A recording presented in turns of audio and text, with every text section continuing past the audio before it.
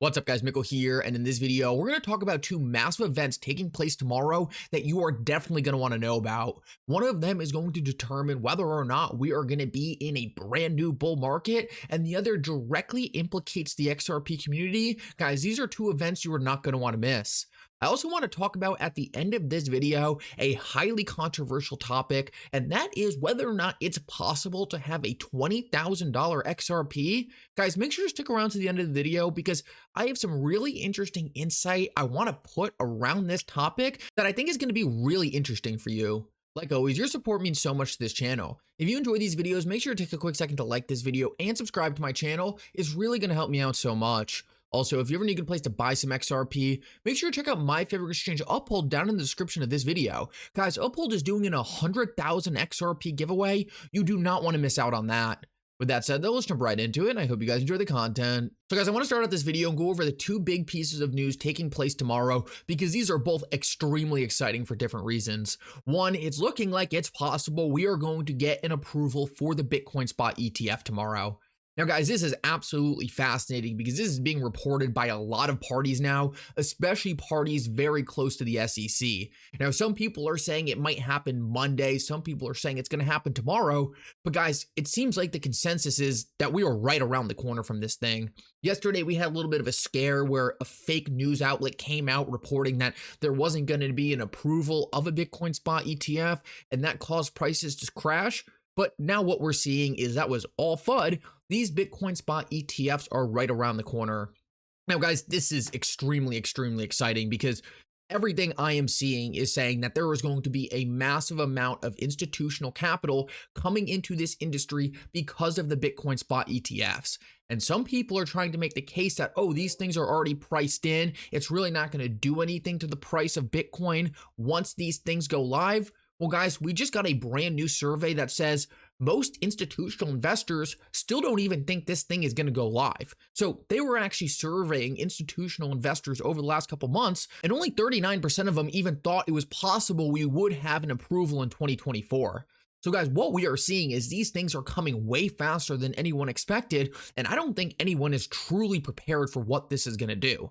In my eyes, this is going to cause a massive inflow of institutional capital into the cryptocurrency industry. And I keep on saying this, but I want to hammer it home. It is not going to stop at Bitcoin. They are going to create products for all the top tier cryptocurrencies, and XRP is going to be one of them. It's going to start with Bitcoin. This is a big first step, but it is not going to stop there. And these are going to do massive things for the price of these assets.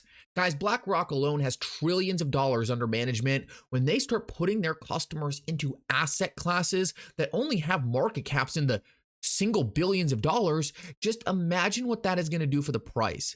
It is going to pull hundreds of billions of dollars off the spot market for Bitcoin and other cryptocurrencies. And I think over the next year or two, we're going to see prices go absolutely parabolic. And one of the things that I just think is extremely interesting to go along with the narrative is just how these cycles have been repeating and repeating and repeating. Guys, take a look at this chart. Just pause the video real quick and take a look at what's on the screen, because despite the fact that I don't think the 4-year cycles are going to go on forever, despite the fact that I think the 4-year cycles are going to come to an end once we get institutional money into this asset class, there is no denying what you're looking at right here.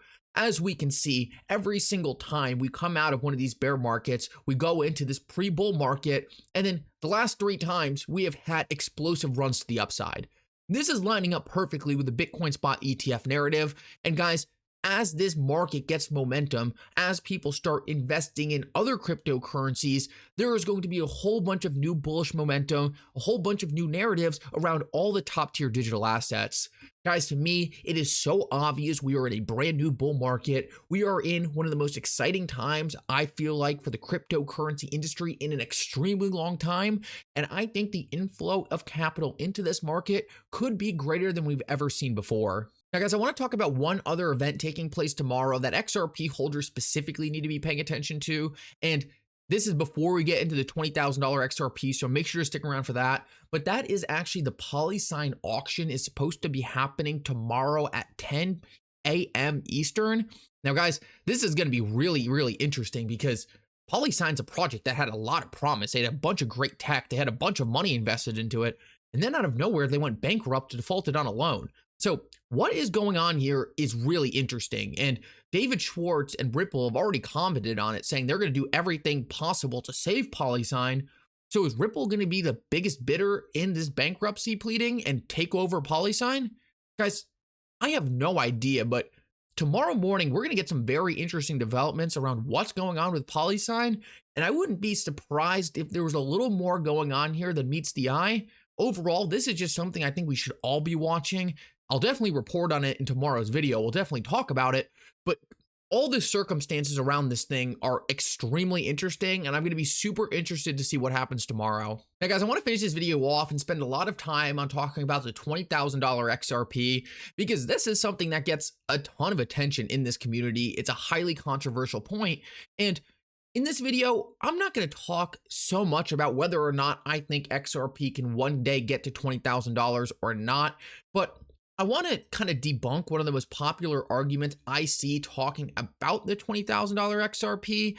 And this is no shot at Moon Lambo. I don't even know if this is the direct point he's trying to make here. He hasn't had time to actually respond to me, but I just want to make a couple points around the idea of what controls these market caps and whether or not a $20,000 XRP would even require that much money to flow into XRP.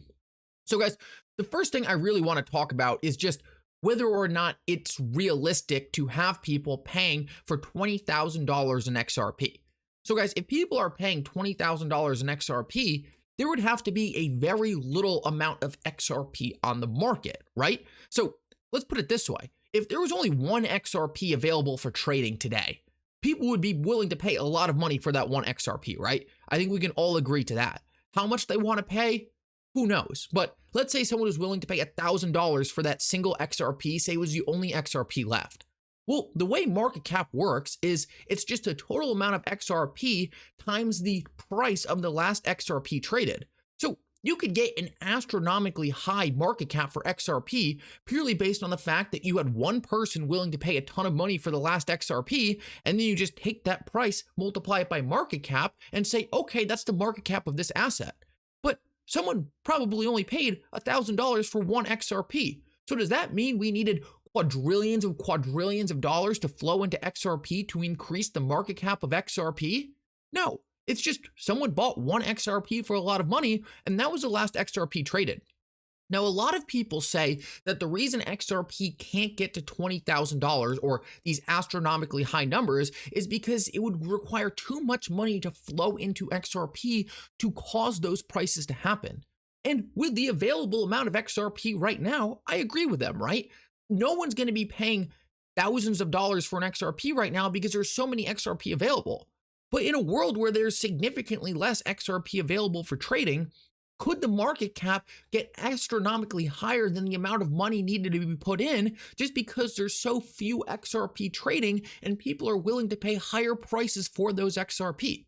I think it is possible we can see some market caps that seem like they don't make sense today purely because the amount of XRP available for trading is much smaller in the future than it is today. And guys, I just wanted to share this illustration with you to hopefully clear up the point I'm trying to make. And this is getting pretty theoretical and probably a little complex, but I think overall is an important concept to understand. And just so you guys know, me and Moon Lambo were 100% on the same page. He was talking practically and I was talking way more theoretically, but I just want to show you this real quick to finish this video off. What I'm really trying to say is some people out there think that this number right here, right, this absurd number right here that might be worth more than all the money in existence would have to flow into XRP to get it to $20,000, right?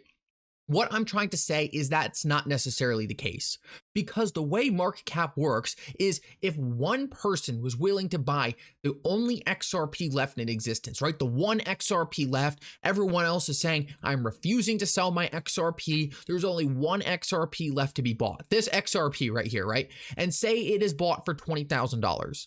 The way market cap works is you would take that $20,000 XRP, the most recently traded XRP, multiply it by 1 billion tokens in circulation, and boom, you would have this astronomically high market cap. So does this mean that this much money just went into XRP? No. Someone just was willing to pay $20,000 for an XRP because it was the last XRP left.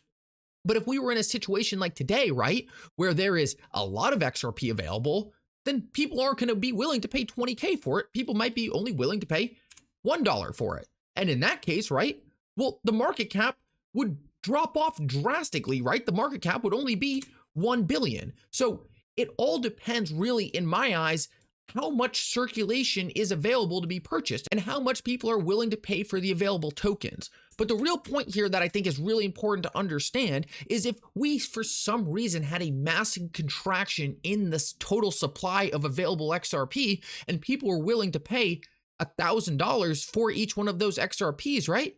Then you wouldn't actually need an unrealistic amount of money to flow into XRP, the asset class. You would just need the few XRP available for trading to be purchased at a high price. And it might not even be that much money flowing into XRP, the asset class, to make the market cap look stupid high. It could just be people paying a very large amount of money for a few XRP, and the way market cap works, it just makes it look like every single XRP out there is being purchased for that price.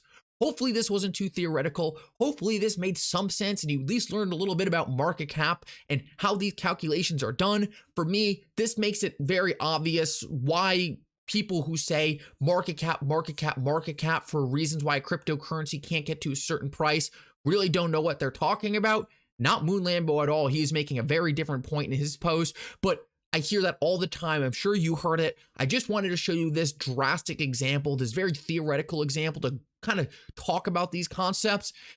If it made sense, just let me know. Either way though, for now, Mickle out.